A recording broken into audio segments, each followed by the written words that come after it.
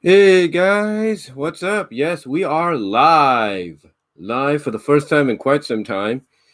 Well, actually, I was live yesterday in the morning, basically courtesy of my phone, due to the fact that I wasn't sure about yesterday. Like I said in like the title of the live stream said yesterday, early in the morning. 2 weeks later, or back to normal again, or are we?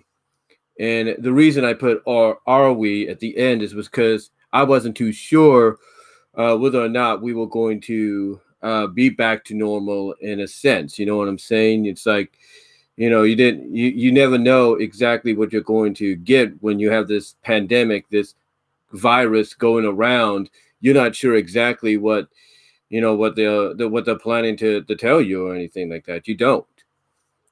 But yeah, things are back to normal. I got the mic right here. Got my HD camera going for for this live stream. Everything is fine.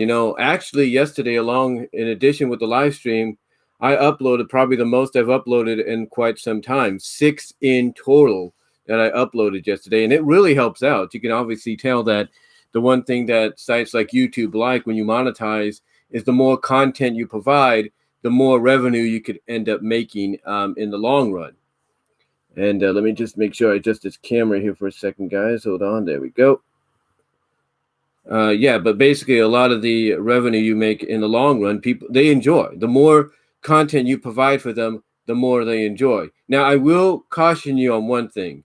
For some odd reason, and I don't know if it's because we've had some new neighbors move into a house down the street, and they also have Xfinity. But for some odd reason lately, the anytime this kind of loads a little bit or get some kind of loading message or whatever, either it's through the modem or what, it temporarily disconnects my connection and then it comes back up. I've noticed primarily that has to deal with Facebook and Twitter. So I don't know what's going on there. Whether or not it's the pictures and everything that they can't upload, I don't know. But yeah, it kind of temporarily disconnects and then connects within like a few seconds. So I don't know what it could be. I mean, I go to the icon to the computer icon for the internet connection or to check your connection. And ironically, it seems that anytime this happens, all of a sudden I see like a new name, appear on that little section, where it shows you're connected, and then it shows the Wi-Fi names that you have picked out for your Wi-Fi and all that, as well as it shows other people's secure Wi-Fi that you would need a password to get into, just like ours, or just like mine, I should say. Well, anytime this happens, and this is not the first time it's happened as well. We actually had something similar occur back when we lived on Patterson, or in Patterson on Thoroughbred. It seems that anytime we have new people coming in and they get Xfinities installed or something like that, all of a sudden, like, there's interference. Like, they come on and they have to knock others out just like for a few seconds, and then that connection gets restored. I don't know if that's happened to you guys or what, but it's happened here. So what are you gonna do? But so hopefully, pray to God this doesn't happen. While we're doing this live stream. But anyway, though, yeah, like I said, we're back with a live topics on my mind, and there was a little bit of delay right there. You may have noticed, so I don't know if that was something. A little bit of lag, but like I said, we are live for the first time doing a topics on my mind video, and down the line, eventual audio podcast. So keep an eye out for the podcast on the BW Roses discussions, which you can find at anchor.fm. You can find at Amazon Music. You can find at iHeartRadio, Spotify. You can find at Outcast. You can find at Radio Public, Player.fm. You can find it mostly in a lot of podcast locations, Stitcher, Breaker, you name it, you can find it inevitably. Just type in BW Rose's discussions and check out some podcasts right there. Some of them are basically podcast audio versions of these kind of things, like topics on my mind, as well as they are also just little audio clips MP3 audio clips of videos I've done before, if not currently, where if you don't want to watch a video, you can just, and you want to listen to what people have to say. That's kind of how I do it. It's kind of an audio snippet, if you will.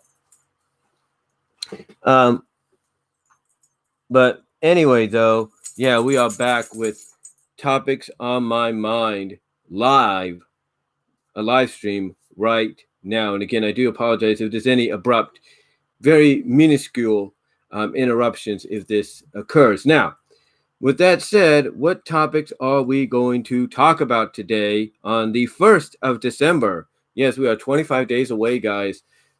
25 days or 24 days, depending on how you look at it, from Christmas.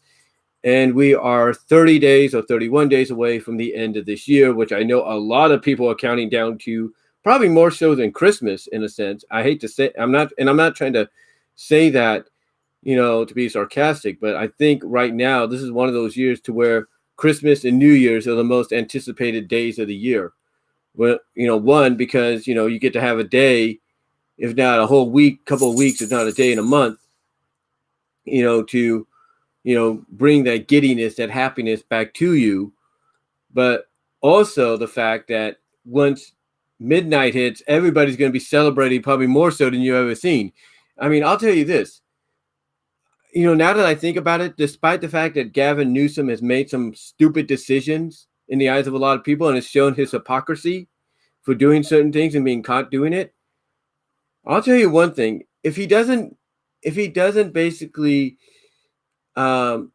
enforce or lay down more curfews or limitations after the 21st, all I could say is Newsom better have a lot of police and everything ready for big old parties in the street. Because once midnight hits around here in California, as well as in the rest of the country, people are going to be crowding those streets and being like, the year is over. We're free of the stupid year. Guarantee that's going to happen. Not saying it will, but I guarantee something like that will possibly take place. There is no doubt. And you'll see a lot of live streams too, a lot of virtual live streams of parties going on and celebrations going on as well. So that's going to be really intriguing. But yeah, we are basically, as of today, 25 days away from Christmas and 31 days away from the end of the year. But now to get onto our, I should say, topics on my mind, our topics for today, the 1st of December, which also tonight, to let you guys know, Rudolph the Red-Nosed Reindeer, the Rankin Bass special, will be premiering or making its holiday premiere, re-premiere, I should say, that it does every year on CBS. So that's going to be fun to see fun to watch when it comes on. It'll be the first time I will be watching it on the 4K television that I have. Anyway, to get on topic here, and I may have to go let my dog out in a minute before I start all this, but to get on topic here, these are 8.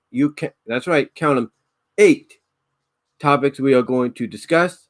The first one, the news broke yesterday and over the weekend, but mostly yesterday. Even Joe Vargas of the Angry Joe Show, doing the first news video that AGS News, as they call it, video that they put up, talked about this. As a matter of fact, he saved it for last, and he personally, Joe Vargas, that is, wanted to talk about it.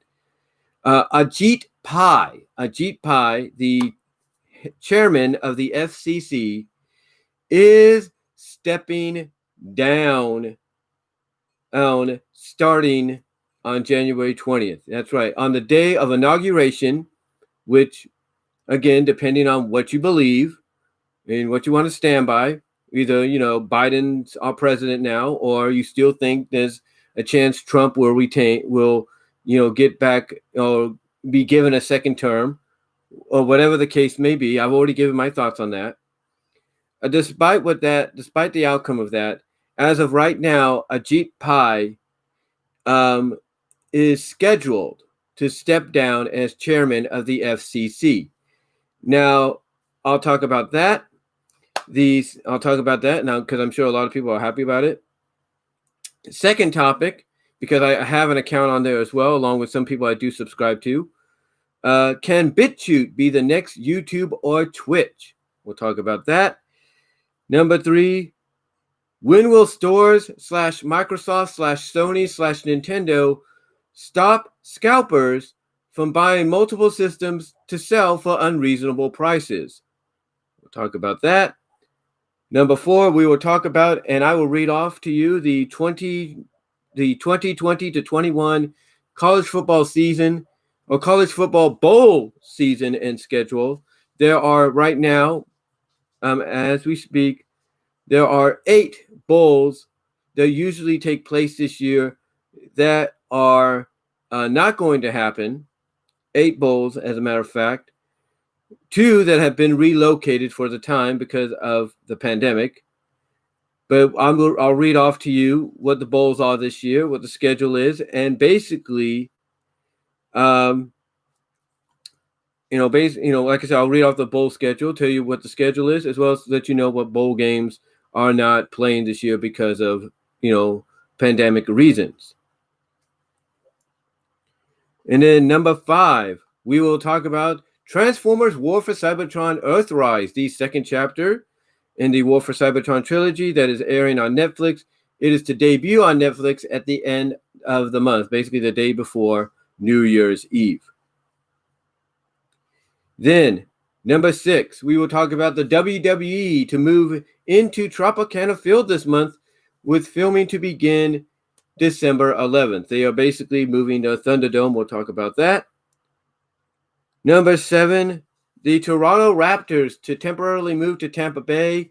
We'll talk about that and possibly what the aftermath could entail if you are a Raptors fan. And believe me, you will not like what I have to hear if you are a Raptors fan.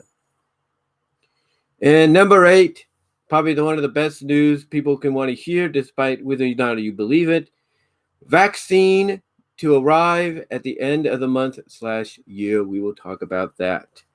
So with that in mind, we'll talk about all that in a moment. Let me go check something real quickly.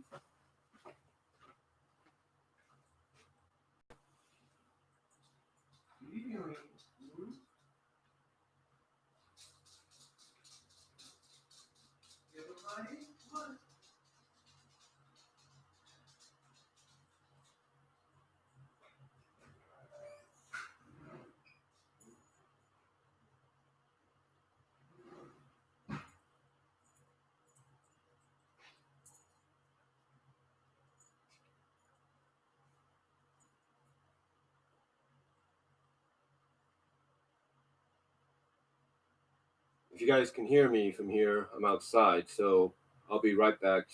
My dog's going to the bathroom.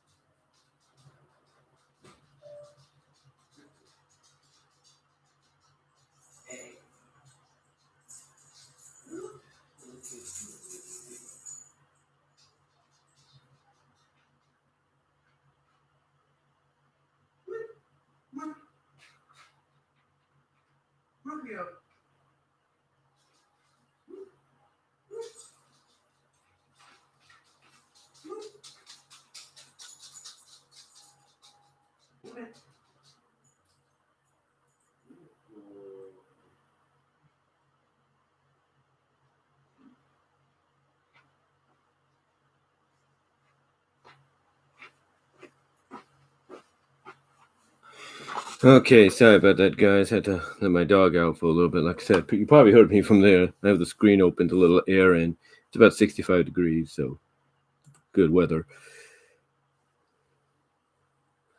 And hello, Bugs. Nice to see you. It's a guy that goes by the name.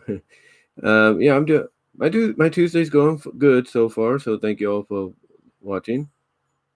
And Valentine is in, and Merry Christmas to you. Really, even though it's the start of December, you know what I'm saying. But anyway, yeah, we got plenty of topics to talk about. So with that said, let's talk about our first one, and that is Ajit Pai to step down. Ajit Pai stepping down or steps down as chairman of the FCC. Well, basically, he will be stepping down on January 20th. And this is something that if you're a fan of net neutrality, you're a supporter of net neutrality, you have been hoping for since the very beginning. Because in case you guys don't know, a little bit of backstory, Ajit Pai was the one that basically pioneered the idea to take down net neutrality, and for the first time ever actually succeeded. There have been various opportunities for people to do so in the past, and now somebody actually did it. And a lot of people that use the internet, for businesses and all that, were not happy about this, because this allowed a lot of major companies from Verizon, AT&T, Xfinity, Cablevision, you name it. It allowed them the opportunity to, I think it's Joe Vargas of the Angry Joe show put it, it allowed them the opportunity to strangle and throttle your connection and basically try to squeeze as much money as they can out of you, because now they had the opportunity. They now have the opening. Now, Ajit Pai tried to make it sound like, oh, don't worry, that's not going to happen. You'll be fine. Everything will still be cool. He put up all these videos showing him watching. He put up all these videos. Oh, he's wearing a Santa outfit. He has 3D glasses on, watching a movie, through Netflix and stuff like that. He tried to make up all these reasonings, or showcase all these reasonings as to why it's not that big of a deal. And true, for a while, it didn't seem like it was, because obviously they knew a lot of people like myself, Joe Vargas, Doug Walker of Nostalgia Critic, Channel Awesome, that is, James Rolfe of Cinemassacre, Lewis Lovehog, Linkara of Atop the Fourth Wall, Animat, Matt Burnett. Oh, he's in Canada, but you kind of get the idea. I think it still affects him in a sense. Bob Show, Rob Thomas, Rob the Wonderful, Bennett the Sage, all these people spoke out and said this is not a good idea. In fact, there were many big corporation techs that were not happy about the idea too, because they could see plain as day what potentially could happen. And ironically, there were several examples that Joe Vargas had brought up, along with others, that indeed occurred. There was slowdowns. In fact, according to what Joe said, AT&T and Verizon were caught red-handed doing exactly what they said. Oh, we'll never do that. You don't have to worry. Even if net neutrality is gone, we're not going to do that. And yet they ended up doing it, and they got caught. by the FTC, because the FTC is like, well, wait a minute, you said you were not going to do something like this. You lied, or something like that. And then, of course, with the wildfires about a year ago, earlier this year, here actually, and even last year, here in California and other parts of the country, many firemen could not communicate with other fellow firefighters because of connection issues with AT&T. AT&T would be like, oh, you want to connect with this person, with this fellow firefighter? Upgrade to this plan for $24.99. Or, oh, you want to communicate? Or if it's an ambulance and they need to save somebody, you need to get to a certain area to save somebody's life. It's like, oh, you want to contact your other fellow ambulance drivers? No problem. We can do that for you as long as you upgrade to this plan for $26.99. Everything people said and pointed out potentially could happen was happening. And these companies got in trouble. Now you have Ajit Pai announcing that he's going to be stepping down, scheduled to step down as of January 20th next year on Inauguration Day, again, depending on what happens there. And a lot of people couldn't be more happy. A lot of people couldn't be more happy because now they believe that with possibly Biden being sworn in, because a lot of people say it's a done deal. With Biden being sworn in, they basically feel he will appoint somebody that will basically rectify what Ajit Pai did and say, no, you don't get it. Not net neutrality is important. We're rectifying that. We're going to bring that back. And if they do, here's who I see taking it over. I see the woman that spearheaded an attempt to make sure this would not happen. Even if she's a Democrat or independent, whatever, she spearheaded the opportunity to try to get net neutrality kept around and not thrown out the window. I've got a feeling if Biden gets in there, which a lot of people say is a locked and done deal, and they want him to appoint somebody that's going to be charged of the FCC, he's probably going to point to that lady and say, you know what? This lady did what she could to keep net neutrality, do what the people wanted. Because if Biden sticks to what he says in what he says in promises, and he wants to be a president of a united country where people don't see each other any differently than themselves, hopefully he'll do the right thing in a lot of people's eyes and appoint that lady as the new chairwoman of the FCC. And maybe her first act will be, Ajit Pai, come here. Yeah. Yeah. I want you to be here when I make this announcement. Oh, what's the announcement? I'm restoring net neutrality, which you took away like the idiot you are. Again, I'm not saying that will happen, but it's a possibility. It is a strong possibility, that she will do that. That could happen. Now, I do apologize if there's any disruption and disconnection. I'm on Twitter. Like I said earlier, Twitter and Facebook seem to do this at times.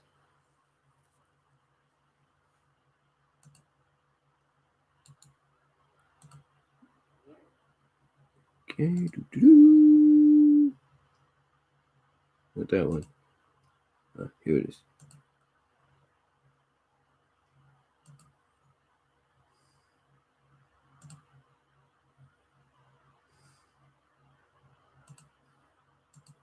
I'm on Twitter right now because I want to link this up so people can see it.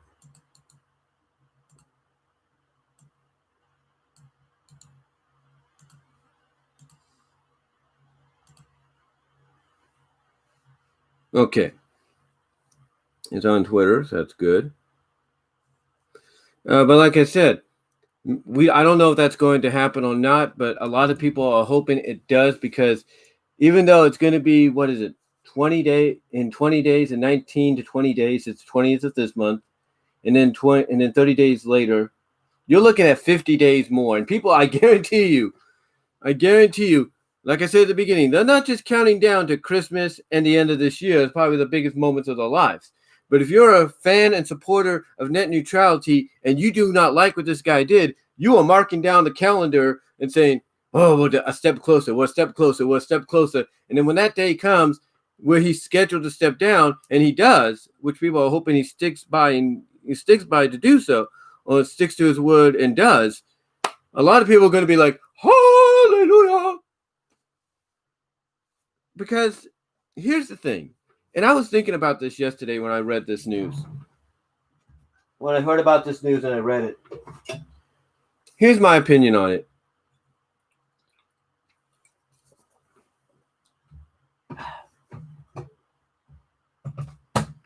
Here's my opinion. I think the reason Ajit Pai did this is not because he's a former lawyer for Verizon and he wanted to do them a favor.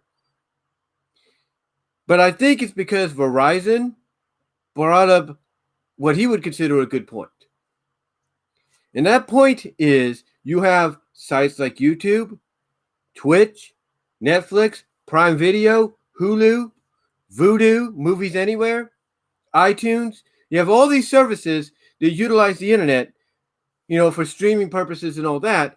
And yet we, the people that provide the internet for them to use or for the consumer to use to view this stuff, ain't seeing a cent. That's why I think he did this. Because companies like Verizon, AT&T, Sprint, Xfinity, DirecTV, Dish Network, Cablevision, whatever. Anybody that provides the whole package of cable, phone, internet, and all that. The reason I believe this net neutrality thing was brought up to be ceased was because they weren't seeing a dime. They were not seeing a dime, basically, of anything from any of these other services that were utilizing the internet to provide the consumer that was using the internet to view it. They weren't providing them with it. They weren't. And on top of that, you also have social media. So, of course, social media, Facebook and Twitter and all of them, they make money. But you think the internet services see a dime of that? No. They want their share of the pie. And that's why I think Ajit Pai did this. I think that's why he did this. I think that's why he did this. He basically did it because somebody at Verizon or somebody in those businesses said to him, look, we're not seeing a dime from any of these people that are out there. We're not seeing a freaking dime. Where's our share of the pie? He's like, where's our share of the pie? Where's this? Where's that? They're not seeing that. And that's what upsets them.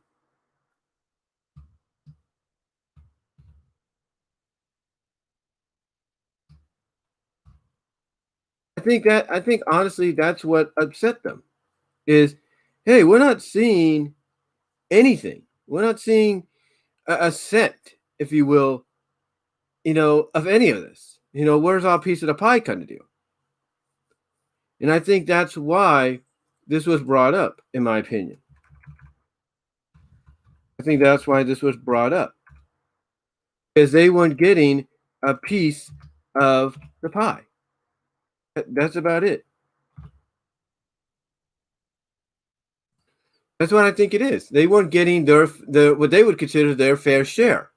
So that's why I believe Ajit Pai came up with this idea. He proposed it to those that supported, that obviously, he knows would support him, and they supported it, and that's why it went through. Because you have all these companies, all these cable phone internet providers that provide the internet for people, and yet they're not seeing a dime given to them from Netflix, from YouTube, from BitChute, from from Twitch, Prime Video, Hulu, Movies Anywhere, Vudu. They're not seeing a dime. And that's why I believe, in my opinion, just mere speculation, but my opinion, I think that's why, Ajit Pai made the decision that he did. So that way those companies can finally get a piece of that that pie, if you know what I mean, that financial money pie. It's like, hey, you give. It's almost like they're trying to tell the internet people, hey, or the internet providers, excuse me, or not the internet providers, but it's almost like they're telling, these services, hey, you want to use us to provide service for the customers? Not a problem. Give us 50% of your profits, or give us 25 to 50% of your profits, and you'll be fine. That's why they did it, in my opinion. That's why they did it. They're not going to come straight out and admit it, but in my speculation, my opinion, I think that's why they did it. Because they want a piece of that pie. They don't want to just provide internet services for YouTube and Netflix and all of them to use for free. They want a piece of that revenue. They want it. And that's why I think this was done the way it was. Again, could I be wrong? Absolutely. But I think when you listen to what Angry Joe and Doug Walker and all of them have to say, they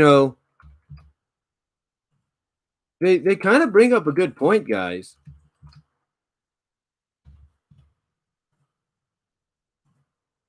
They kind of bring up a good point that all of a sudden now you have all these issues happening.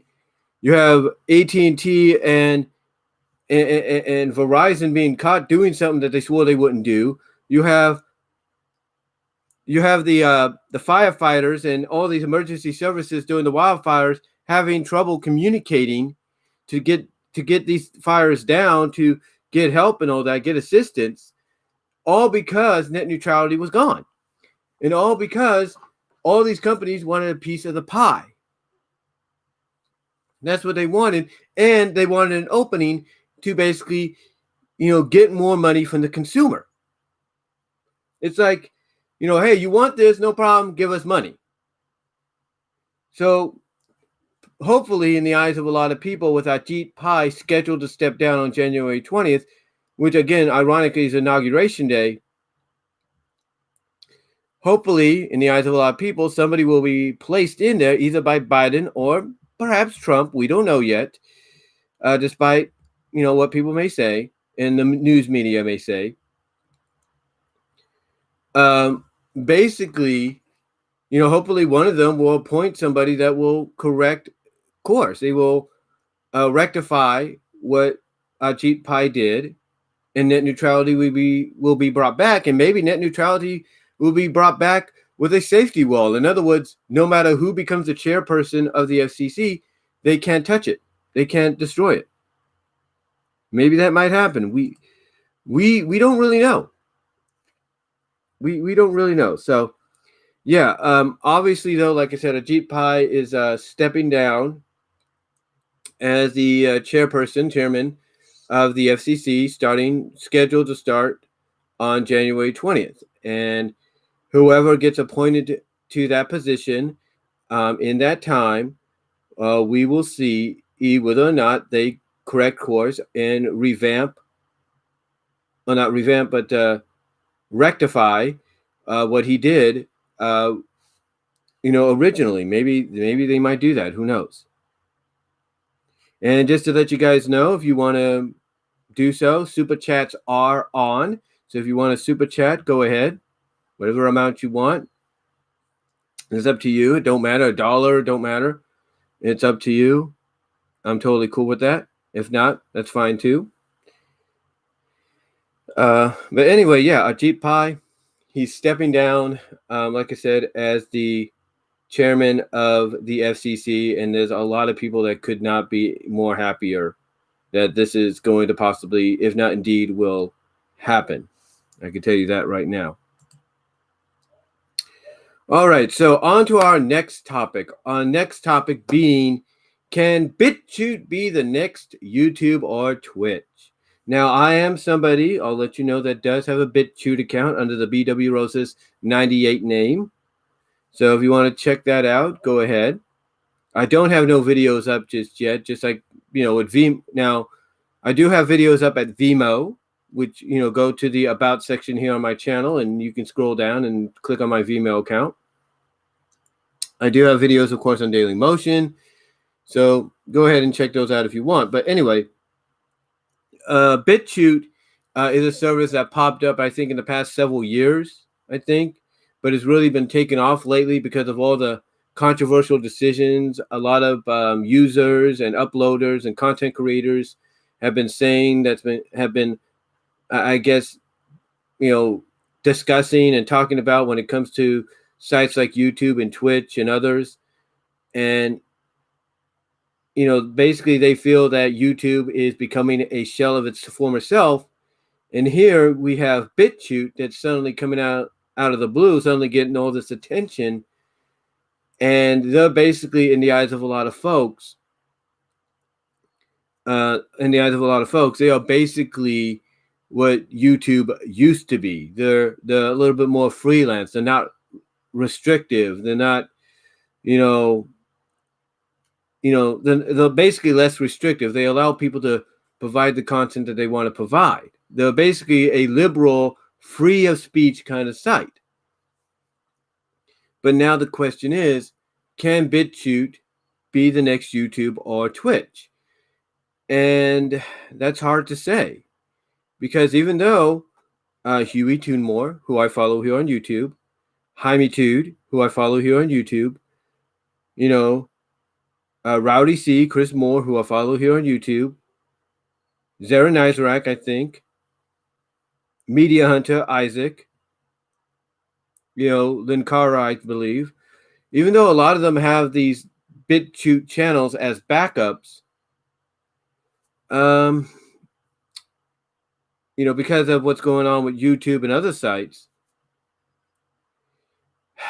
I can't really say whether or not BitChute will be the next YouTube or Twitch. I can't, because for all we know, BitChute could suffer the same thing that Blimp and VidMe suffered. I mean, remember when everybody thought VidMe was going to be the next YouTube, was going to be the one that, becomes what YouTube should have remained and should have stayed as? What happened? VidMe got hit with so many, so many citations, and, copyright deals and all that, that basically they were forced to go out of business. Now, true, there was also some behind the scenes issues as well that people pointed out, but still, they were forced to go out of business. They were forced to shut down because they thought they would be able to be what YouTube wasn't, but then you have all these corporations, like all these studios and stuff, that caught up to them and said, nope, ain't happening, not on our watch. And it makes me worry about BitChute. I mean, yes, the people behind BitTorrent are behind it. And one of the things BitChute prides itself on utilizing when it comes to videos for content creators to upload on the site is peer-to-peer networking. I don't know whether or not BitChute is not going to suffer the same thing. I don't know. I mean, for all we know, BitChute by next year could be gone. We don't know. I mean, yes, they do provide more of an open area for people to provide content. And heck, I'm thinking to myself, Chris Moore has a YouTube channel, which he does live streams on and all that, Rowdy C. And he used to provide a lot of his TV trash episodes on here too, until the whole copyright situation. And now he's utilizing Vimeo and Google Open Drive to upload his videos. So, and he also has BitChute, and it makes me wonder, okay, he's got some episodes on BitChute. Why don't you just use BitChute as Vimeo and BitChute as your primary sources instead of just Google Open Drive? I'm just saying. And then on top of that, media hunter Isaac can't really do what he wants to do anymore until next year because he's taking a break a little bit. He's still going to provide content via Patreon, but he can't really do what he used to anymore because, he's gotten strikes on his channel here on YouTube. His Vimeo channel got debunked or something happened. So now he's basically left with very little, and he's got to figure out a situation as to what the next step will be. And I think what he should do is go to BitChute. Just go there. He'll be fine. Fine, right? Go to BitChute. Go there. He'll be fine. But the thing is, again, I think the reason you don't see a lot of people pandering over to BitChute, unless it's just to provide, have it provide to them a backup, channel, a backup site to go to if anything else happens. The reason you don't see a lot of people in a hurry to provide content there is I honestly believe they think BitChute could end up suffering the same thing that VidMe and places like Blimp and others have suffered. And that's BitChute could get shut down. They could get shut down because even though it's supposed to be a peer-to-peer networking uploading site and more free, you can't tell me that there aren't corporations out there, and companies, studios, all that out there that won't look at them and say, nope, that ain't happening. We got to step in. So, I don't know if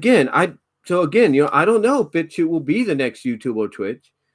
Right now, I think everybody's just looking at places like BitChute, somewhat Vimeo, and other options as just backup locations because they realize that YouTube right now, despite some of its flaws in the eyes of a lot of people, is probably the best option for them to really get noticed, to get, coverage, to get a lot of coverage, if you will, to get a lot of, eyes on their content.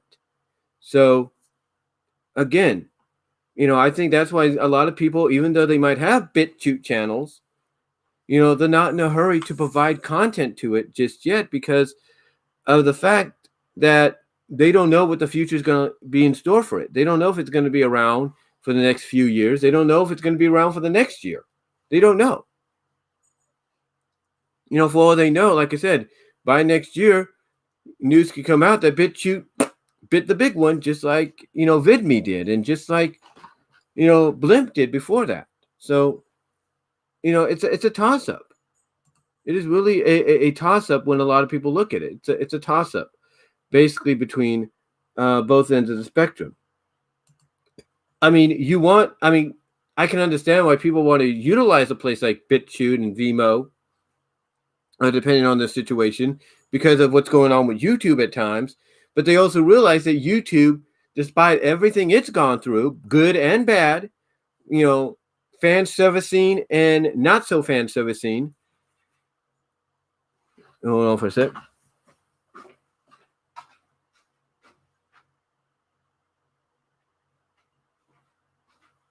And I was just checking something. That was my dog. She was just sneezing there. I do apologize if you heard anything. She has allergies and all that. But anyway, like I said, despite YouTube, despite the good and the bad that it's gone through and the fan servicing and not so fan servicing, a lot of people realize that YouTube is still standing. They are still standing as their own, as probably the biggest uploading entity around.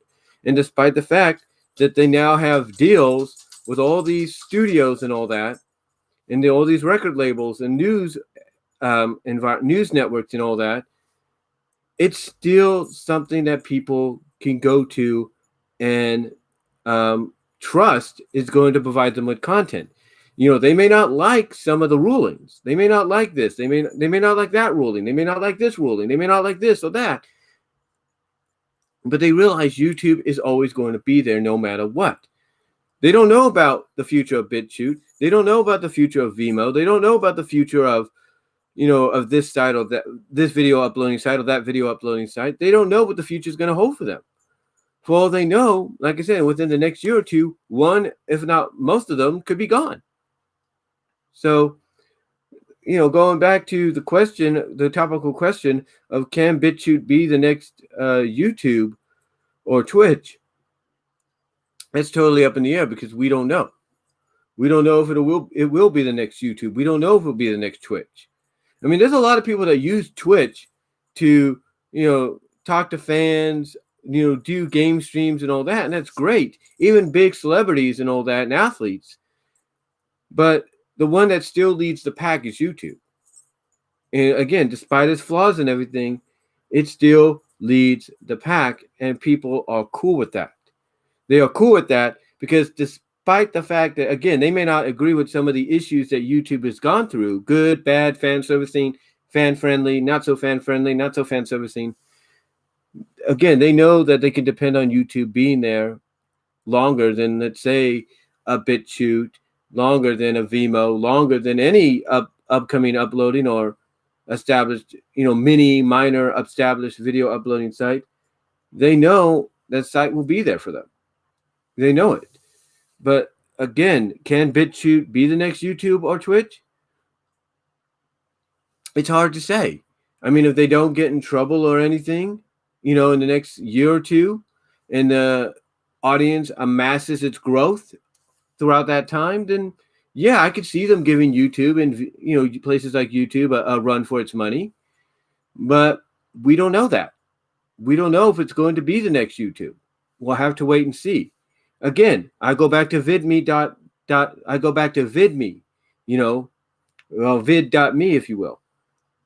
Everybody thought that was going to be the next YouTube. Everybody thought that was going to outdo YouTube. And what happened?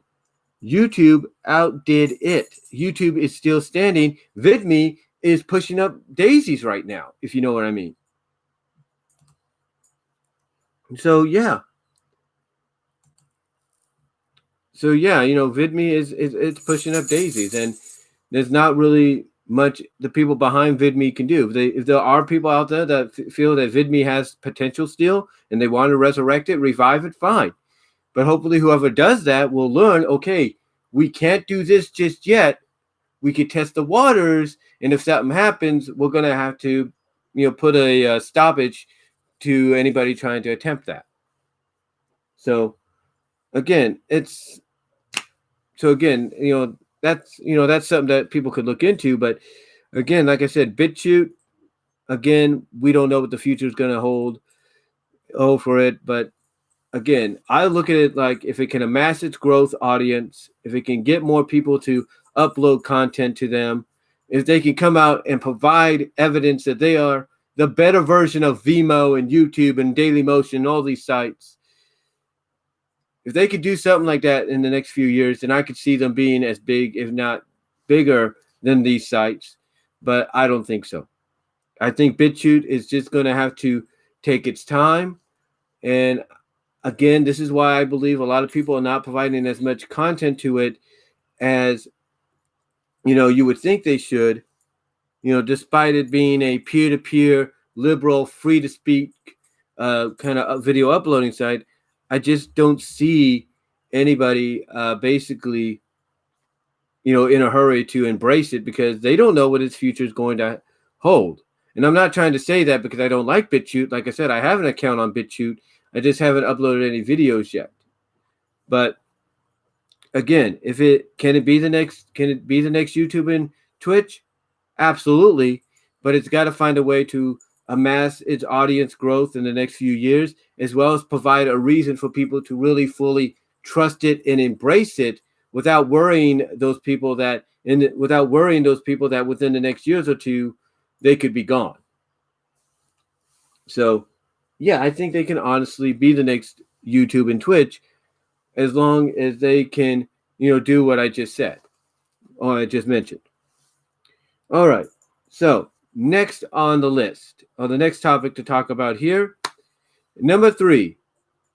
When will stores, Microsoft, Sony, and Nintendo stop scalpers from buying multiple systems to sell for unreasonable prices?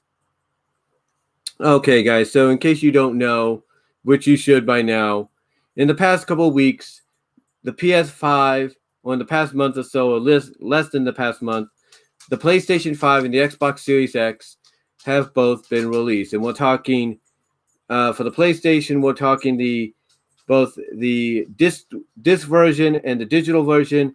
And for the Xbox Series, we're talking the Xbox Series X and the Xbox Series S.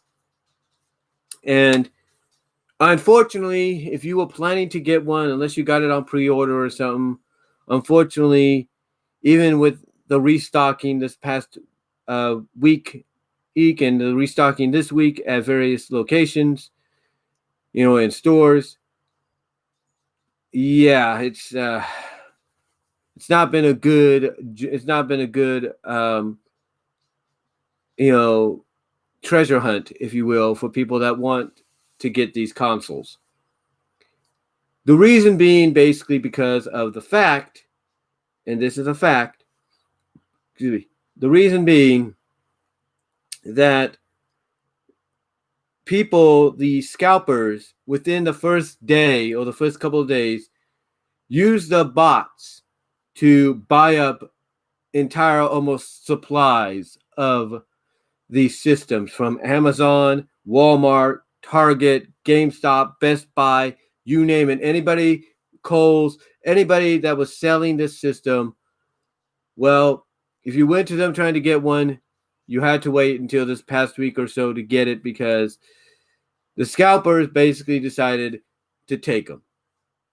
They decided to buy them up and sell them for unreasonable prices. I mean, there have been people selling PS5s in the 2,000, 3,000 mark, which is ridiculous.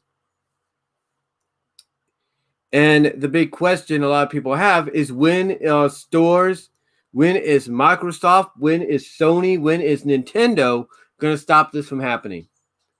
I'll tell you when they're going to stop it from happening, when they start losing money. Because Sony, Microsoft, and Nintendo, and even the stores that sell the consoles, they get a share of those sale profits. Yeah, the corporations that developed and distributed the systems get more of the cut, if you will, but stores get somewhat of a fair shake, from what I understand. But a lot of people, I can tell you this right now, a lot of people are not happy with having to wait outside for hours upon launch day and even hours upon Black Friday and be told, oh, we sold out. What happened? Oh, a lot of online orders came out all of a sudden. It's like, how? Scalpers. And again, that's the only way Nintendo, Microsoft, and Sony, and even these stores are going to stop this from happening, is when they start losing millions of dollars. Now, I know people are saying that, well, the stores are already trying to take action. Microsoft's already trying to take action. Nintendo and Sony are trying to take action. That's probably true, but they really have to take stronger action. They really have to take stronger action. And hopefully after this, they will do that. Hopefully after this, they will do that because there was a lot of people that wanted to have a PS5 and an Xbox Series X on launch day, and they couldn't get it because of the fact that these scalpers decided, oh, I'm going to buy it up and sell it for an outrageous price on eBay or Estai or whatever. They were not happy. People were not happy. And I guarantee you, the people in charge, the people that in charge of those stores and the corporations overall are not happy either because they're losing money. Microsoft's not happy. Sony's not happy because they're losing money. So, I hope they find a way to stop this. And again, I think they are.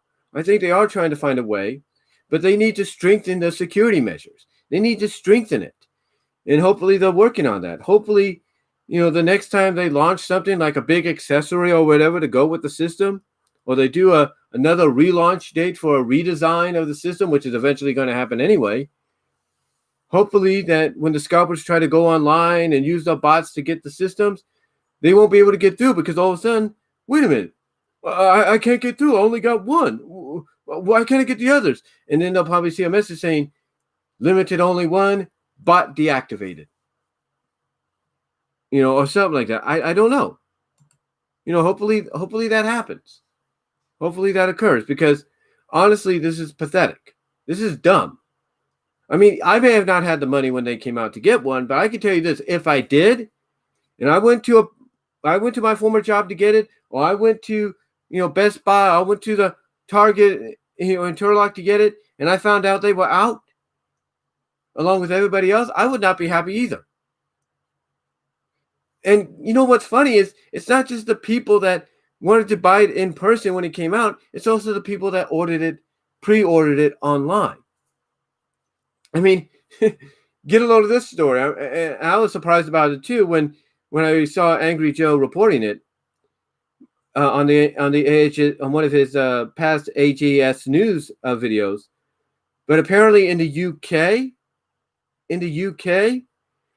people that ordered PS5s, via Amazon, were not getting them. They were not getting the PS5s. And why?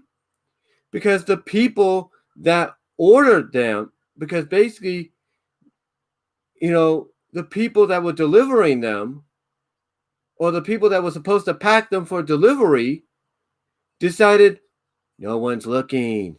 I take PS5, mine. I put bag of corn chips inside instead, or something like that. Or I put bag of rice instead. And that's pathetic. Why would you do that when you have cameras on you? And I should know better than anybody, okay? What happens when you think, nothing's going to happen? All right? The point is, I don't understand what people think they are doing. I don't understand why they think they can get away with this at any time. I don't know why they would do this. Is it that old saying that people just don't want to get jobs? Is it that old saying? Is it that old saying? Because if it is, then this is the most pathetic, this is the most dumbest and pathetic reasoning. And now you got, from what Rich said of Review Tech USA, you have people coming out and saying, making up excuses. Oh, well, I need to feed my family. Oh, I need this for the operation. Really? So you use these bots to buy up all these systems that people want, and people actually pre-ordered to get delivered to them. You take all these systems and you sell them from outrageous prices, and your excuse is, oh, I needed the money to pay bills. I needed the money to do this. I needed the money to do that. BS. BS. That's what it is. Because you guys know, as well as we do, you don't want to get a job. You don't want a job. That's why you do this to people. And now, again, people are wondering, when is Microsoft, Sony, and Nintendo, and even the stores that sell these systems, when are they going to stop this from happening? When are they going to stop Scalpers from doing this? I'll tell you when. And like I said earlier, when they start losing money. And hopefully, with these being the most anticipated video game systems in a while, hopefully now they'll realize, hey, we can't let this happen anymore. We need to come up with something to prevent this.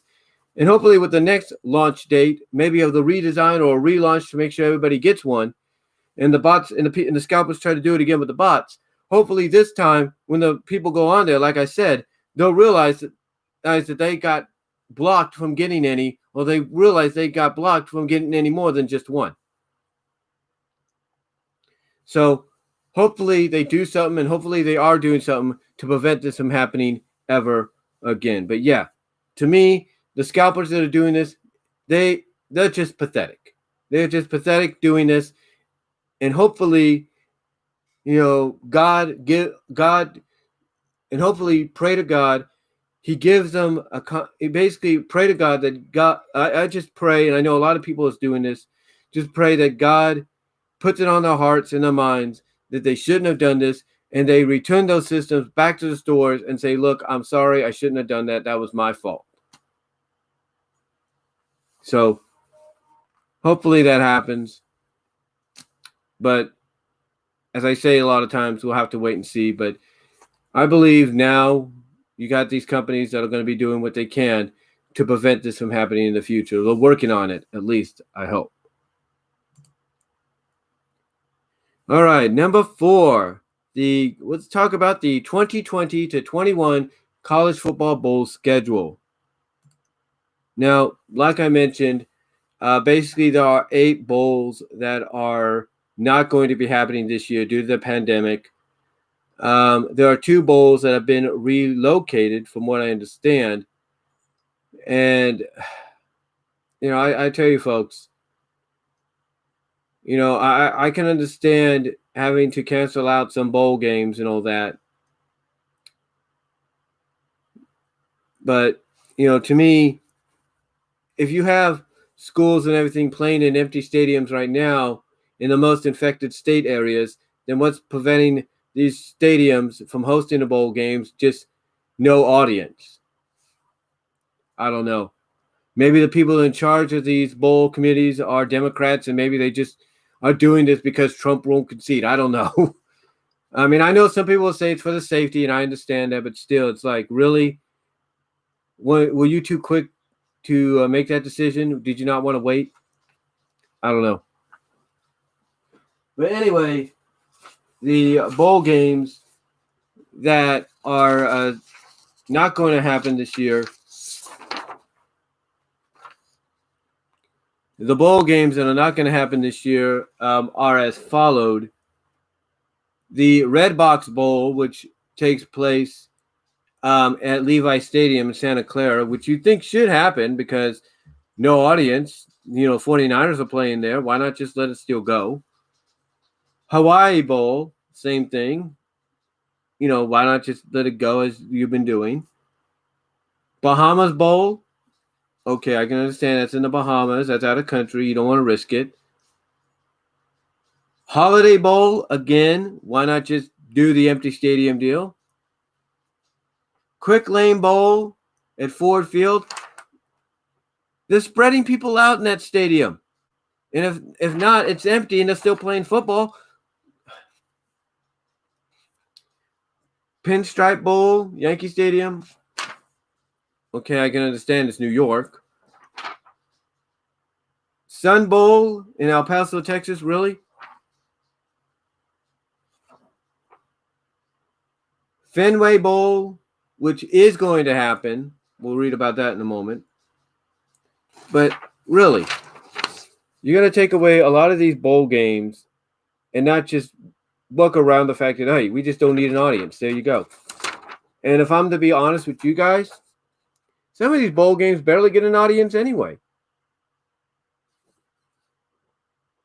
I'm just saying. Hold on for a sec. I got to go do something. What are you doing?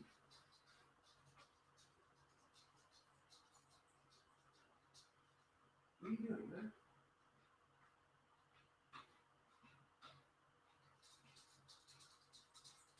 Are you going to go find me out here?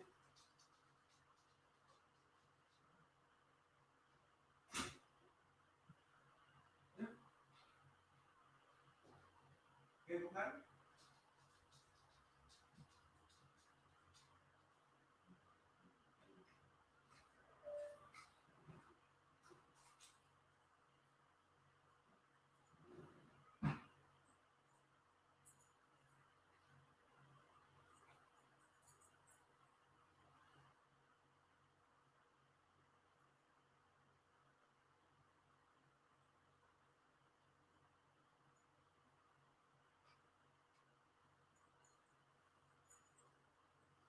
If you guys can hear me, I had to let my dog back out to go take care of business.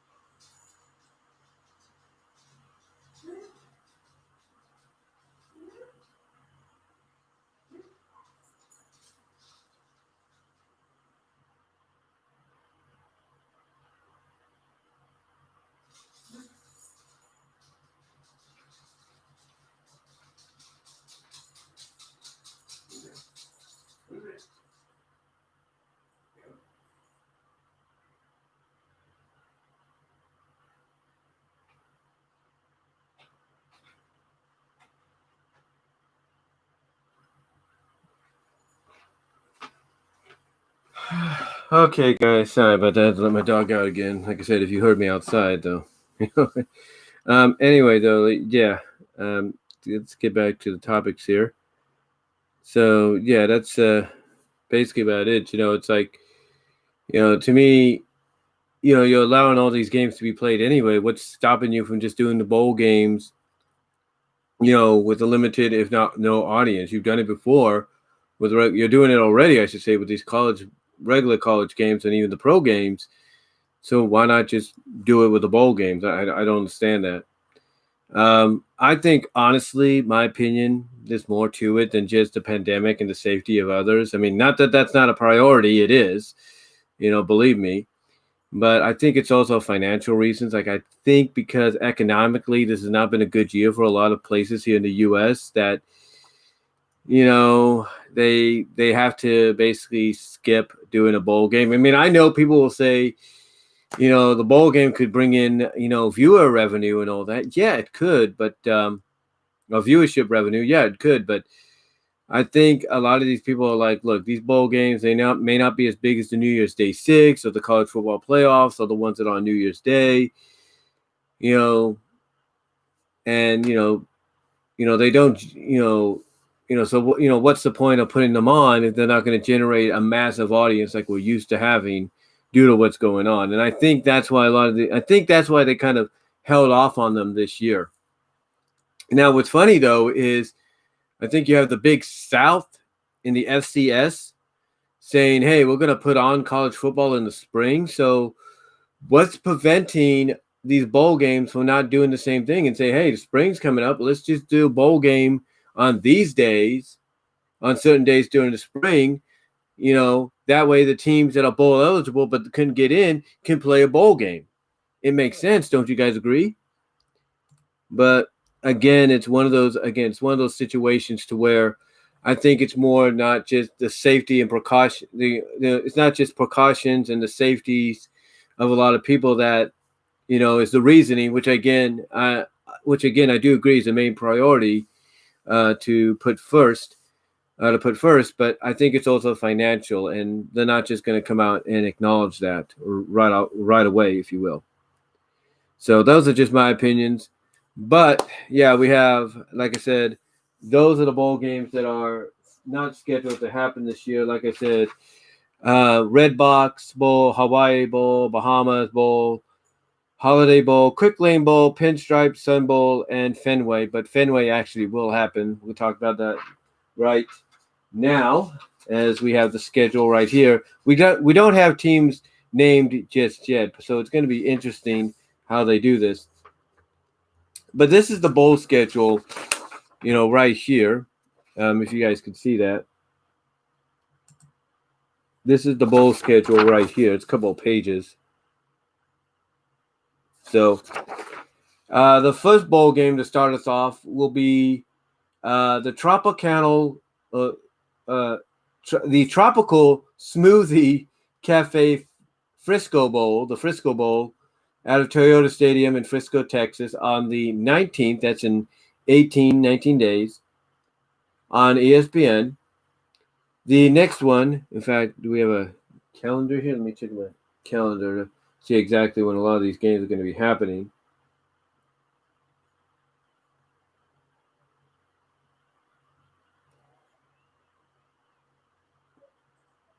So let's see. The 19th is a Saturday, of course.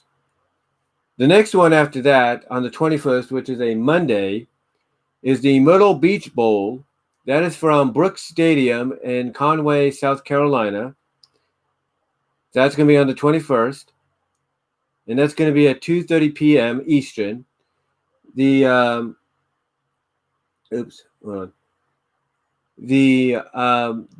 on the 19th, the Frisco Bowl, will be at 7 p.m. Eastern. So if you live here on the West Coast, you're looking at 4 p.m. Eastern for the Frisco Bowl, for this college bowl season to start. And then on the 21st, which is a Monday, you're looking at 11:30 a.m. for the Myrtle Beach Bowl. So I'm going to go by Pacific time since I live here on the West Coast, guys. All right, so the next one after that, you got two more bowl games that will happen the day after. That's on a Tuesday, I believe. That's on a Tuesday. And that'll be at 12:30 p.m. We will have the famous Idaho Potato Bowl in Boise, Idaho, which, kind of makes you wonder, why is that happening if that's in one of the coldest areas or states at this time of year, and more, subjective to the virus. Makes you wonder. But anyway, that's going to be happening at 11:30 a.m. Pacific on ESPN. All these are on ESPN so far. And then at 4 p.m. Pacific, we have the Boca Raton Bowl from Florida. That's going to be happening.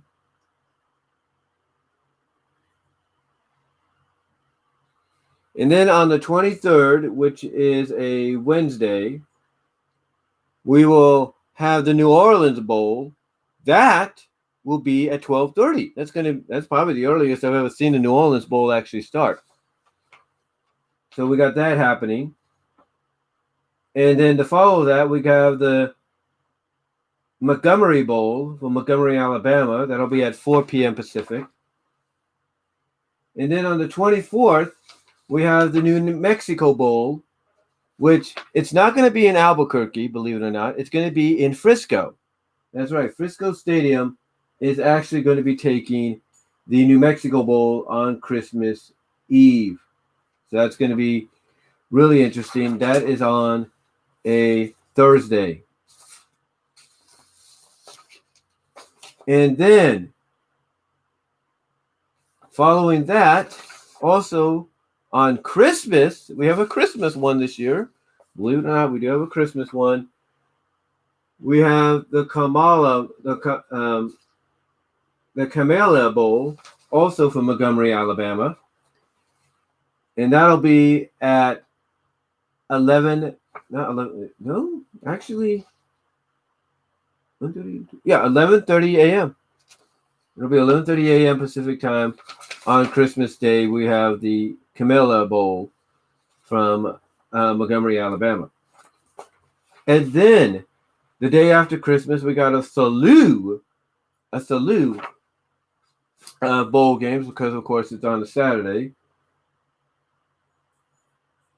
We have a slew of bowl games on a Saturday, which is the 26th. We have at 9 a.m. Pacific, we have the Union Home Mortgage Gasparilla Bowl from Raymond James Stadium in Tampa Bay. That'll be on ABC. Again, most of these up till the 26th are all ESPN. ESPN2 will have the Montgomery Bowl, just to let you guys know.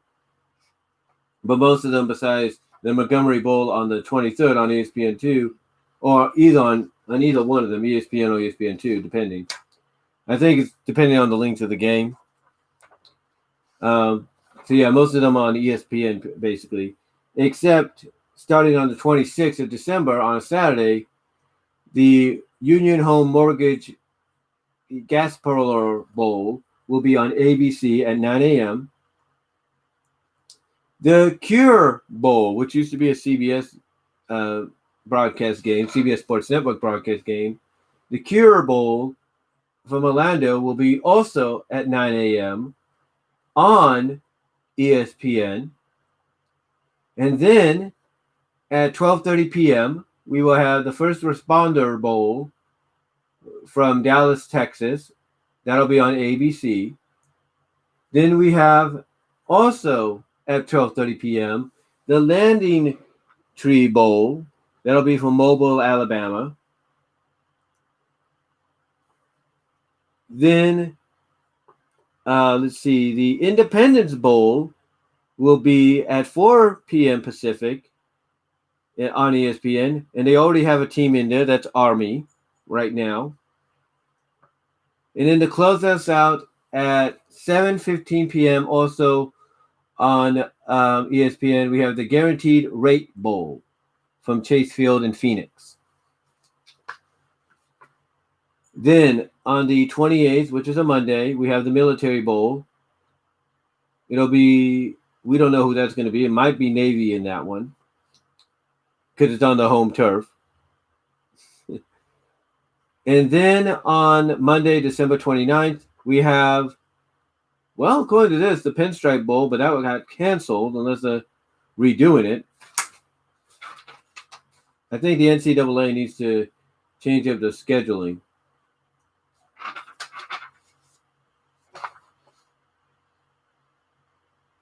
Yeah, they need to change it up in a big, big way.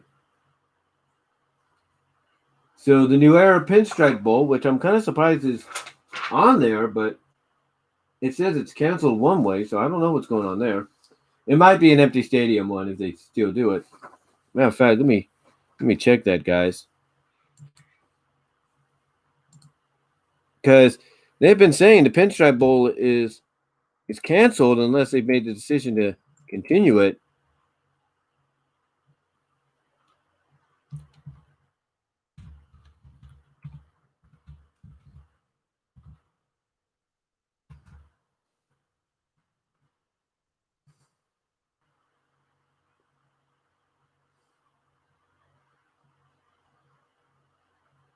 No, they say the Pinstripe Bowl is at Yankee Stadium was canceled due to the virus. So they need to correct this. If I'm the NCAA, I'd get on this right now. So we'll scratch that out because that's not supposed to be on there. The Cheez-It Bowl, which used to be one in Arizona, the Cheez-It Bowl is now being moved to Camping World Stadium. That'll be at 5:30 p.m. Eastern, which makes it about 1:30 p.m. Pacific. No, 1:30. 2:30 p.m. Pacific, actually. It'll be at the Camping World Bowl in Orlando, Florida. And then to close out that day at 6 p.m. Pacific, we have the Alamo Bowl from the Alamo.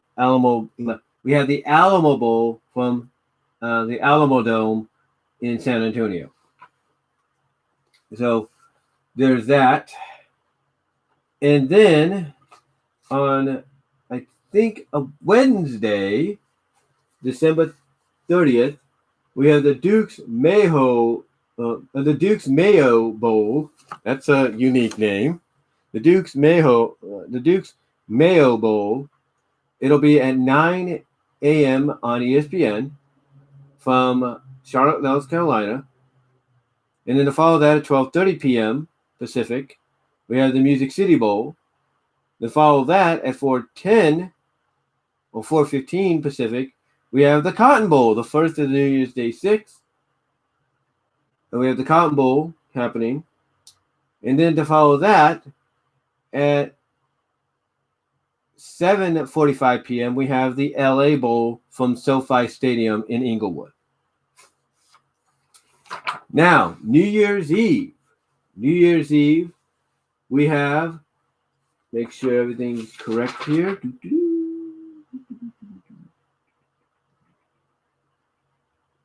Okay. We have, to start us off at 9 a.m., we have the Armed Forces Bowl. That's Pacific on ESPN. Then at 1 p.m. Pacific, we have the Liberty Bowl. Then at 1 Pacific, we have the Arizona Bowl, which will be on CBS Sports Network. But I think to compensate for the fact that CBS nationally is not going to get the Sun Bowl, they might just give them the Arizona Bowl to compensate for that. And then to close us out at 5 p.m. Pacific, we will have the Texas Bowl to close out New Year's Eve's day of bowl games. And then on January 1st, New Year's Day 2021, we will have, to kick us off, the Birmingham Bowl. Yeah, the Birmingham Bowl gets upgraded from a day after New Year's, a day before, or it gets upgraded from days after New Year's to days before New Year's to on New Year's. How about that?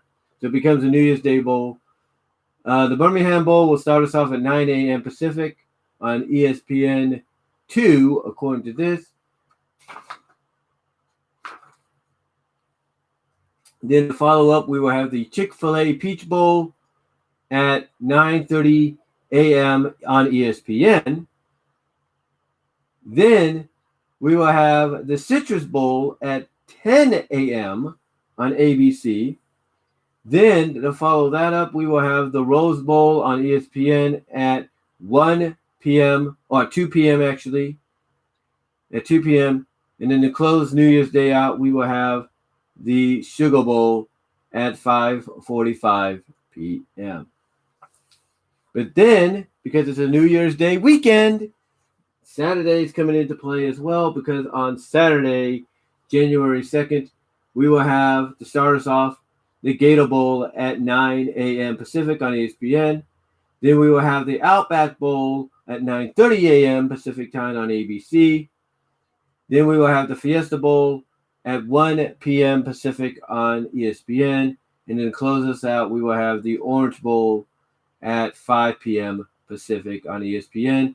And to really close us out, we will have the National Championship at 5 p.m. Pacific time on January 11th on ESPN from Miami. So, yeah, there are some corrections that the NCAA needs to make when it comes to the bowl scheduling. I will say that. They will need to make some corrections there. They will need to make some corrections, because I can tell you this right now. If you're someone reading that and you're thinking, oh, well, the NCAA can be dependent, with the bowl scheduling, think again. Think again. So, yeah, that's pretty much the college football bowl schedule, guys. What bowls are happening, what bowls are not happening because of the virus. All right. So next up, number 5 on our topics, we have here. We can talk about this one: Transformers: War for Cybertron, Earthrise, to debut on December 30th on Netflix. Yes, in case you guys don't know about this, and you should, the War for Cybertron series that Netflix agreed to broadcast and allow people to binge and watch as it came out is continuing at the end of December with Chapter 2, Part 2 of this trilogy. This one obviously is going to be really interesting because it kind of left it. I'll put it this way: the finale left us on a cliffhanger that obviously has to be resolved, and on top of that, we had a teaser trailer come out giving us an idea of what we're in store for, what we're bound to see. So it's going to be really interesting. It's going to be, like I said, it's going to be really interesting to see what they drop on us with these next 6 episodes, because that's what it is. I think it's 6 episodes each trilogy, each part, 6 episodes. So you're looking at, after this one, 12 episodes in total, and then the other one. So you're looking at possibly a total of 18 episodes altogether, maybe 20 if they add an additional one here and there. In fact, let me check this out in here.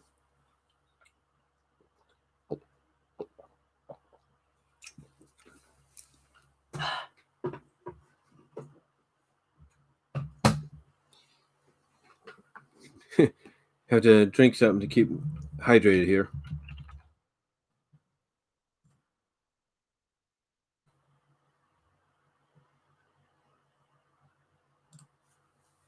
Let's see now.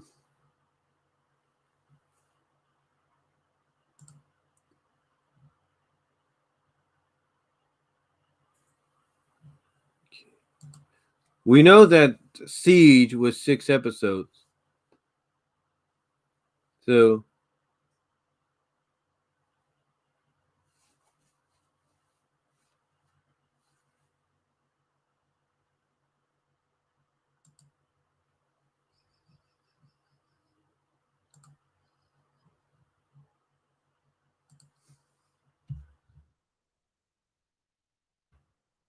let me see.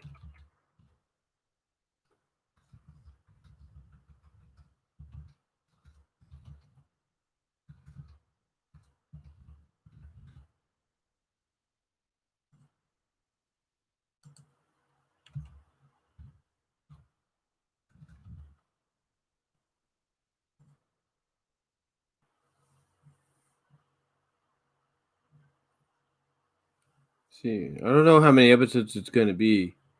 I think it's going to be 6. Yeah, according to this, according to IMDb, it's going to be 6 episodes. Excuse me. That pretty much answers the question there. It's going to be 6 episodes. Even according to Google, it's going to be 6 episodes. So it's 6 episodes each, I think. Yeah, it's going to be 6 episodes each. So you're looking at a total of 18 episodes overall for this series, maybe 20 if they add 2 more on Beast Kingdom, which obviously is going to be the next one. But yeah, it's landing on Netflix on December 30th.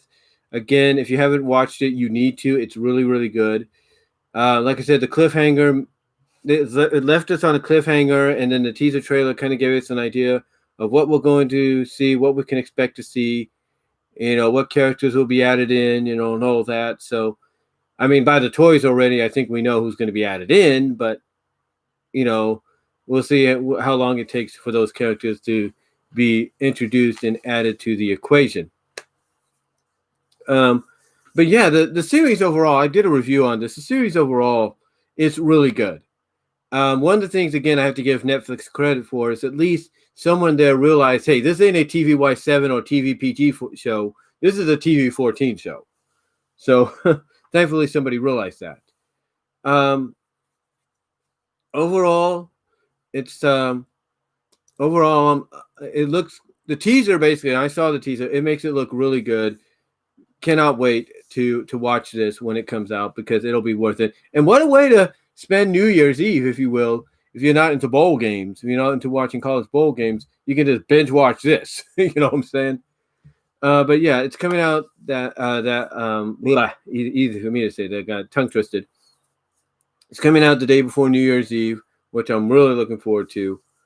To me, this is basically a series for the diehard Transformers fan that grew up with the series since the beginning.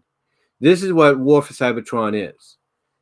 And I cannot wait, like I say, to see what they have in store for us come the finale, or come not just this part, but the last part as well. And also the fact that it's releasing on December 30th. The first one, I think, let me look at this. Let me make sure I can get this right. The first one debuted on July 30th. So it kind of gives you an idea. July, so let's look at month time frame. July, August, September, October, November, December. 6 months. 6 episodes for a series in a span of 6 months. That's not a good number when you combine them all together. You know what I'm saying? But yeah, that's pretty cool.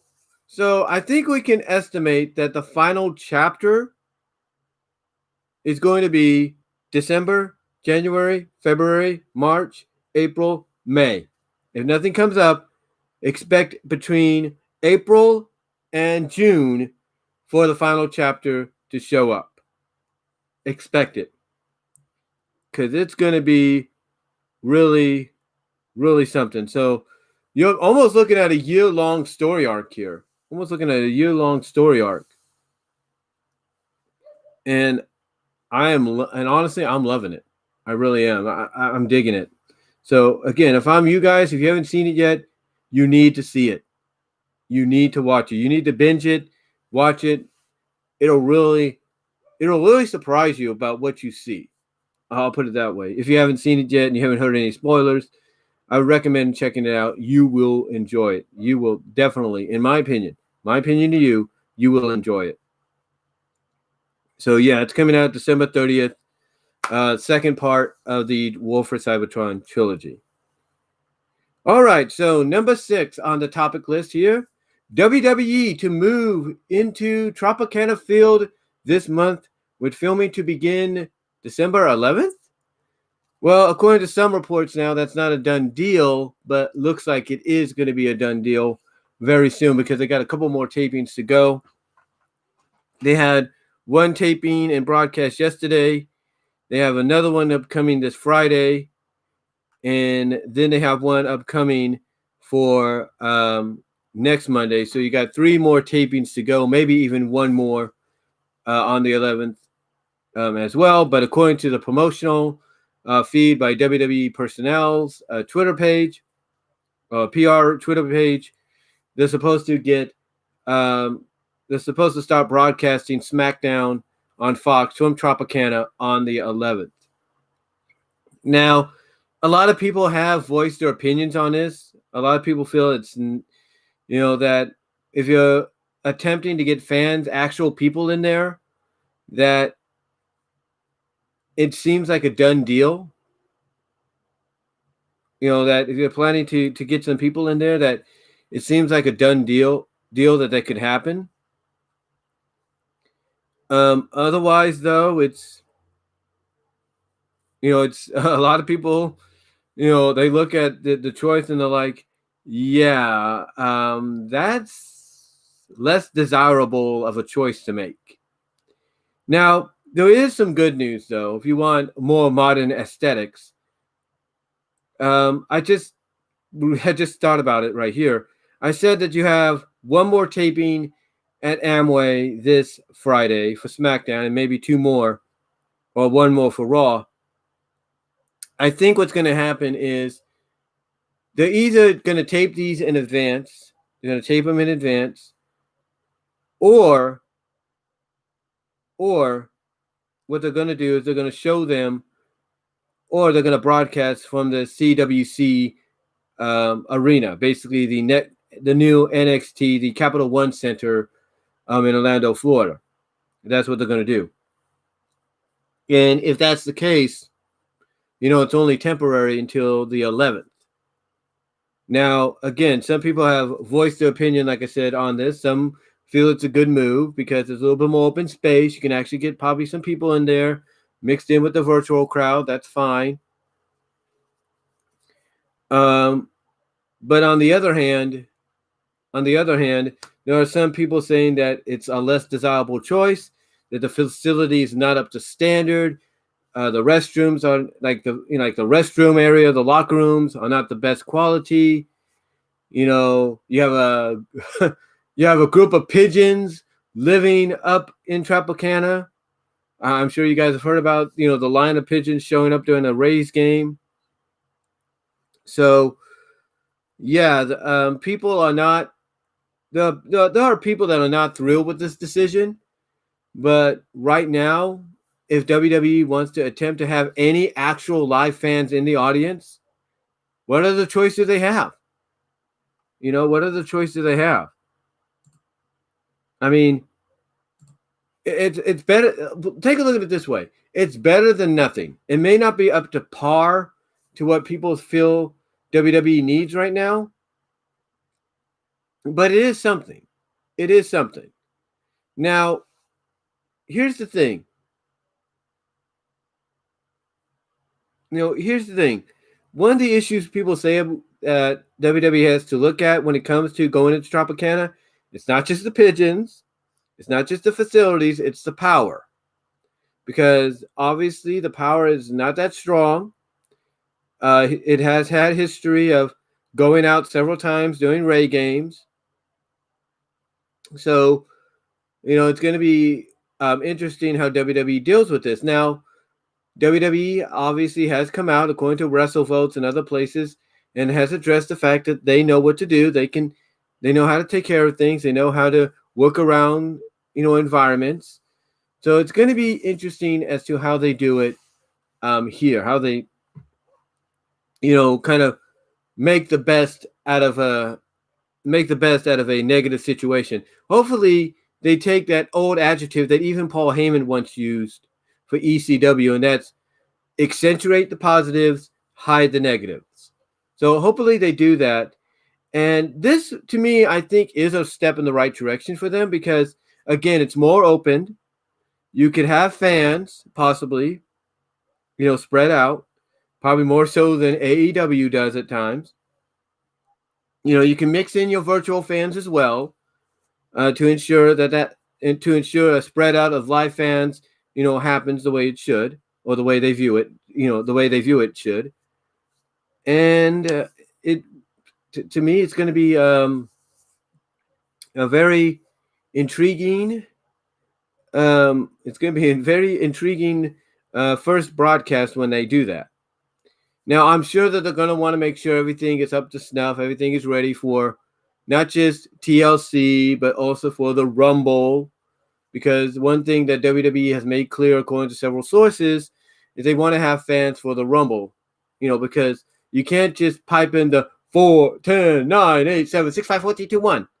You can't just pump that in. They're going to want a natural countdown from real fans. So, to me, this is a step in the right direction. It may not be the most polished of facilities to utilize for the time being, but you know what? It's also a testing area because they're bringing WrestleMania back to Tampa Bay, to make up for this past year.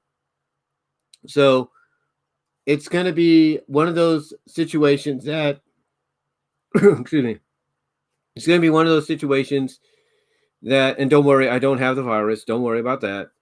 But like I said, it's going to be one of those situations that really, it's going to be, you really got to hope that WWE doesn't screw the pooch when it comes to this Thunderdome aesthetic, in Tropicana Field.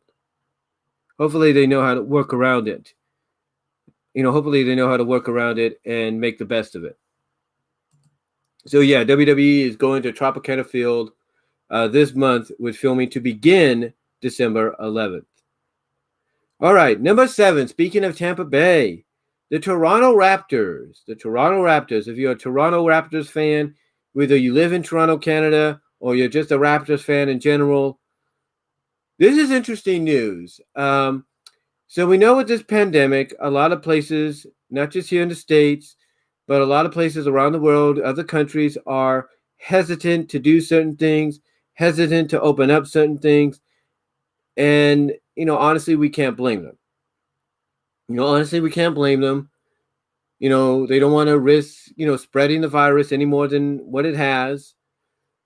So, they're very hesitant to do things or allow things to happen. Well, the city of Toronto and the government of Canada basically told the NBA, yeah, you could take the Raptors team for right now and shove it up your you-know-what. I mean, I'm not saying that they're not happy about the Raptors. I think the Raptors brought an NBA championship to the city at one point. So, and those are some cats and dogs out there that you're hearing. But I think they brought an NBA championship to the city at one point. But yeah, if you're a Raptor, but yeah, right now, because of what's going on, the Canadian government and the city of Toronto said, screw you, we ain't chancing it. Despite the fact that they could probably play in an empty arena with cutout standees for fans, they're saying, no, thank you. We ain't doing that. We're not letting this happen. So the NBA and the Raptors organization now has to go way south and start the season in Tampa Bay at Amelia. I think it's called Amelia Arena, which is home of the Tampa Bay Lightning of the NHL. They'll have to go to the Amelia Arena to begin the season.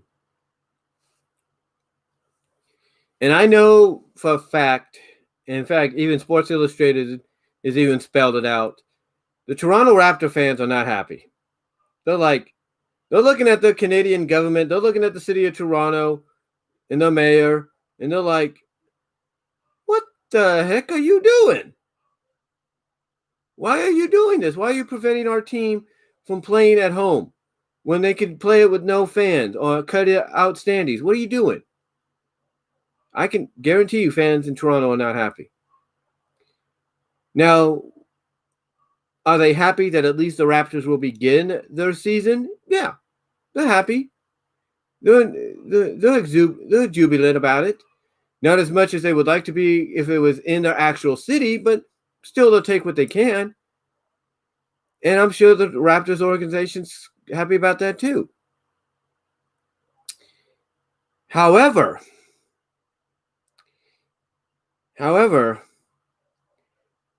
this could be a sign of things to come. If you look online right now, you Google Toronto Raptors and you put in Tampa Bay next to them, there's an image that somebody made of a Raptors uniform that says Tampa on it. And when I saw that, I'm thinking, yeah, this is a sign of things to come. And as I mentioned at the beginning, if you're a Raptors fan, you may not like to hear what I'm about to say. But I think you know what I'm about to say. And what I'm about to say is the NBA and the Raptors organization, they're going to look back at this. They're going to understand, okay, they did it for safety reasons. We get that, but they still could have let us play in an empty arena with cutout standees, just like other sports are doing right now. I guarantee you they're going to look at that and they're going to look at the good, look at the bright spot of it, but then they're also going to look at the fact that if this is what Canada is going to do to them in the future, if anything else like this happens, whether it's worldwide or countrywide or whatever, guess what the Raptor organization is going to do? Guess what the president, the CEO of that Raptors organization is now going to consider? Since Tampa Bay is like, come on down, we'll take you in for a while. You can't tell me that Raptors CEO and president, that ownership team's not looking at this and going like, you know what? If Toronto don't want us to play at home, even in an empty arena, at the Air Canada Center, guess what? They want to tell us, take the team and shove it? We'll tell them, take the city of Toronto and shove it. Because I guarantee you, they're going to look at Tampa Bay And you can't tell me during that temporary time they're there, they ain't going to consider making negotiations to relocate the Raptors to Tampa Bay. You can't tell me they ain't considering that, because they are. They are, and they will. And let me explain why. I'll explain why in a moment. Hold on.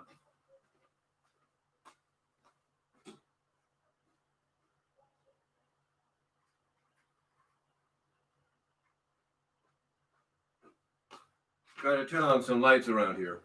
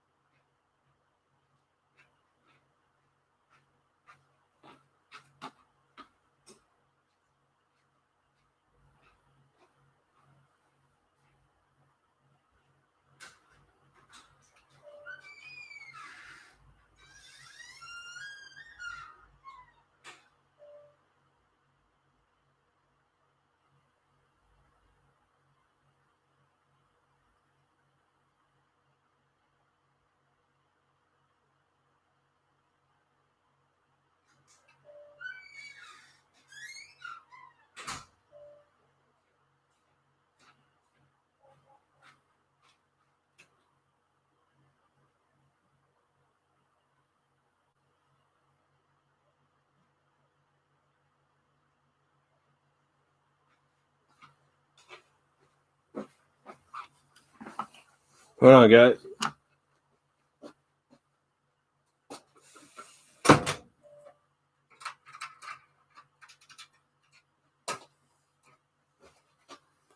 Okay, like I said, you can't tell me that that's not happening, because it is. Because as I was trying to say before I got up to turn on some lights here, there have been various times in sports history where a team has had to go and play in another location due to either temporary circumstances, because of disasters, minor pandemics, whatever the situation is. They've always had to play in a different location. Sometimes they would go to a different location and play just to test out the environment for potential future teams to be expanded into that region. You can't tell me that with the Toronto Raptors organization, the CEO and president, you can't tell me that they are looking at this opportunity and saying to themselves, you know what?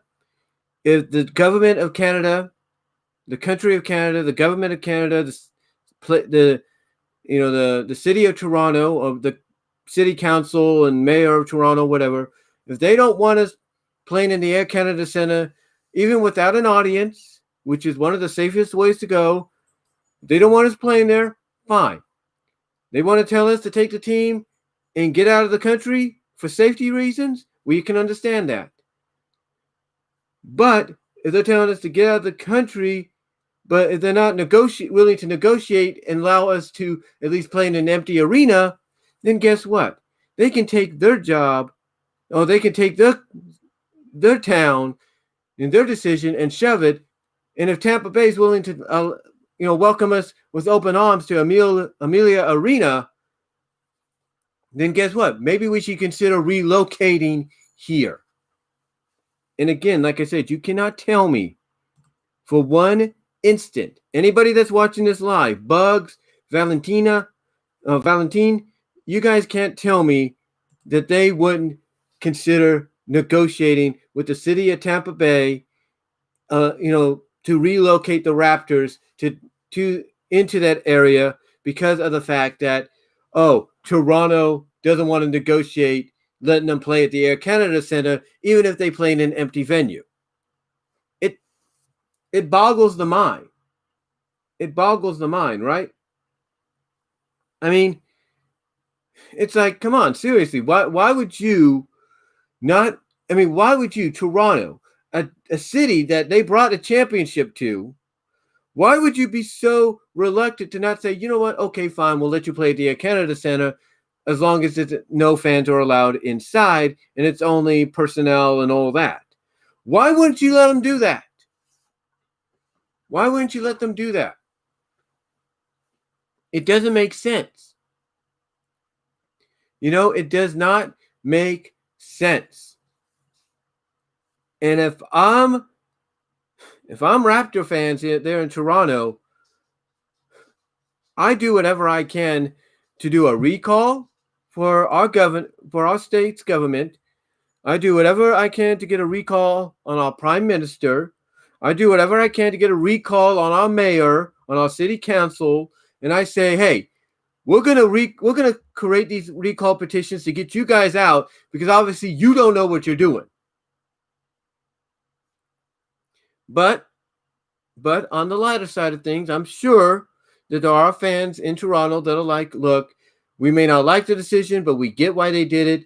And hey, at least our team's going to be playing, playing this season, even though it's way south of where it should be. I mean, to go on record here, guys. From what I've read and understood, Louisville, Kentucky, and Nashville, Tennessee opened their arms as well. But they decided to go to Tampa Bay because right now Florida is possibly the most fan-friendly environment you're going to get for any activities right now, because that governor's like, yeah, I know the virus is bad, but you know what? We shouldn't prevent people from having a little bit of fun, a little bit of normalcy and all that. So yeah, it's like, again, what I'm trying to say is like, you have Louisville and Nashville opening their own arms up, which is great. But I'm guarantee you the Raptors organization looked at Tampa and said, hey, Florida's more fan-friendly. So we'll see what they do. But again, I understand the reasoning. I get it.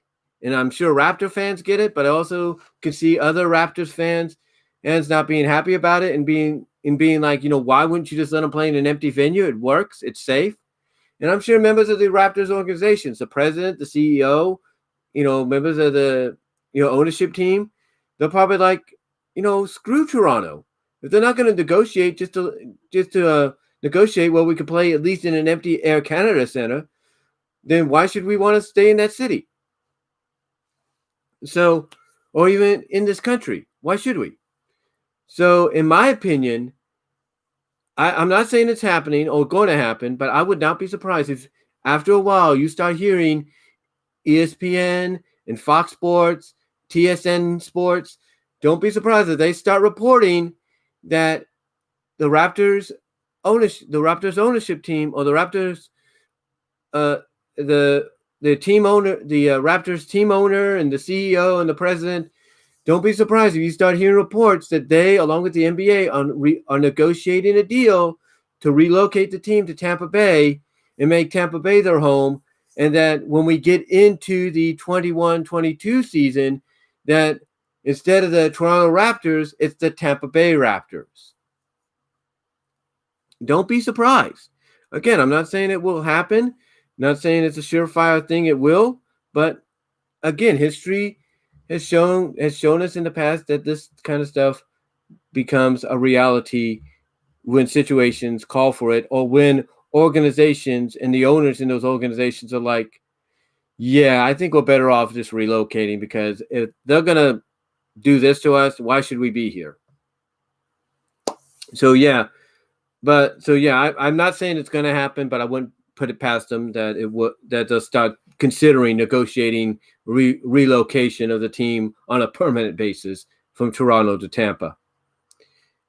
Okay, so on to our final topic, and this one's actually a bit of bright news, and that is number 8, vaccine to arrive at the end of the month or year. One thing I will give Newsom credit, because at least in my opinion, I think he's trying to kiss up and make up for his hypocrisy, for being caught and all that, and what he did. Newsom made the announcement that over 3,000, if not more, vaccines will be distributed by the end of the month, if not the year, here in California. The only question is who's going to be getting it first. According to various reports, a U.S. panel is meeting to decide who gets it, but right now, who gets it first, second, and then just down the line. And as of right now, it looks like it's going to be nursing homes, hospitals, places like that. Frontline workers like, nurses, doctors, firefighters, all that. Policemen, policewomen. What else? I said doctors and nurses and all that. So they're going to be the ones to get it first. And then I guess along the way, they're going to distribute it to the patients that are there so they can hopefully get them better. And then the next stage apparently is going to be, frontline, other essential and frontline workers like teachers, retail workers, stuff like that. And this go on, as well as the elderly and those with underlying health issues will be the second possibly to get the vaccine, and then they'll just go from there. And hopefully by April, because that's the time frame between December and April, things should get back to what it should have been a long time ago before this whole thing happened. But yeah, that is a lot of good news. I know one thing. Well, I can't really say that I know, but I have a feeling my mom is probably going to get told this before she goes on break in the next week or two, that when they come back, they may have to go to the hospital that they're registered at, mostly Kaiser, or right then and there at the school, they'll have somebody come in and inject them with the virus, not the virus, but with the vaccine to, help combat the virus. And from what I understand, I'm sure a lot of you have heard this, one of the vaccines they're giving, if not both of them, have to be taken twice, have to be given twice. Once, the first time, like when you get it the first time, then you have to come back 2 or 3 weeks later, get it again. So it has to be basically 2 doses within a month span to combat the virus. So yeah, that is good news. The only catch is you have to go back to the doctors for a second dose to make sure that nothing is going on, nothing is wrong, nothing is, what's the word I'm looking for? Recalling, if you will, or relapse. Basically, they want to make sure there's no relapse or anything. So that's why I think we're getting 2 doses of the vaccine. One to strengthen you for 2 weeks, and then the next 2 weeks do it again, and then that should be enough, because your system will have been immune not just to the virus, but to the vaccine, to when the second shot comes around, then you'll be okay to go from there. And they might, knowing the government, the CDC, FDA, and all that, they might say you need to schedule getting the shot maybe every couple of months or every 4 or 6 months to make sure you don't get the virus again. So I would not be surprised that if they make the ruling that at the beginning of all seasons, you have to get the shot. But it's going to be interesting to see how this is deployed, or to see who gets it first. Again, it looks like it's going to be the nurses, the doctors, and the hospitals and nursing homes and all that. Basically, the frontline workers. And then the essential workers and teachers and all that will get it like next. And then along with the elderly and the people with the undying or underlining health issues that will get it. And then like so on and so forth.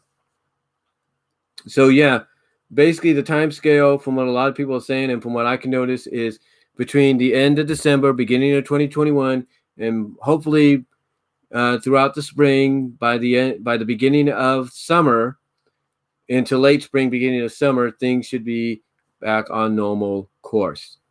But yeah, vaccine is indeed coming with, according to Newsom, over 3,300, over 3,000, almost near 3,030 shots being available upon the end of the month, the end of the year here in California. So anyway, though, guys, that's some good news, and that's some good news to end this Topics on My Mind live stream for the 1st of December 2020. We are literally 24 days away, 25 if you want to look at it that way, from Christmas, and 30 days or 31 days away from the end of the year, which I know a lot of people are looking forward to. So anyway, though, guys, thank you all for watching. Thank you for tuning in to this live stream, the first live Topics on My Mind live stream in quite some time. Of course, it will be available on my audio podcast as under the BW Roses discussions at Anchor.fm, at Amazon Music, at iTunes podcast, Apple Podcast, if you will, or podcast.apple.com, Stitcher, Breaker, Spotify, Outcast. It will be available in these various areas. So catch up on that series as well. Now, I'm nearly at 200 podcasts so far, which is pretty good since I began it at the beginning of the year. And also, I'm basically 14, maybe less by the end of the day, 14 right now, up to 14 more away from my 100th profile on the Animated Girls Profile Confidential series. So check that out if you can. But again, thank you all for watching. Also, check me out at patreon.com. Again, go to the About section here on my YouTube channel. Click on it, scroll down, and you'll get a link to the Patreon page as well, along with the various other places you can find me. So until next time, though, guys, thank you all for watching live. Really appreciate the support. Mark, can't wait to get back on here and do another live stream down the line. But again, thank you all for your support. Really appreciate it. I am over 10,000 subscribers. That is unbelievable. Over 10,600, almost 10,700 subscribers. That's unbelievable. Who knows? Maybe my next year I might get my silver award. Who knows? For 1 million views, but 1 million subscribers. But we'll see. It's a long ways to go till then. But again, guys, thank you all for watching. Really appreciate it. And again, check out the podcast. If you're going to check out my other links, go to the About section here, scroll down, and you will see those links and click on them. Really appreciate your support on all of those as well. But until next time, guys, I will talk to you later. God bless. Take care. Stay safe. And I am out.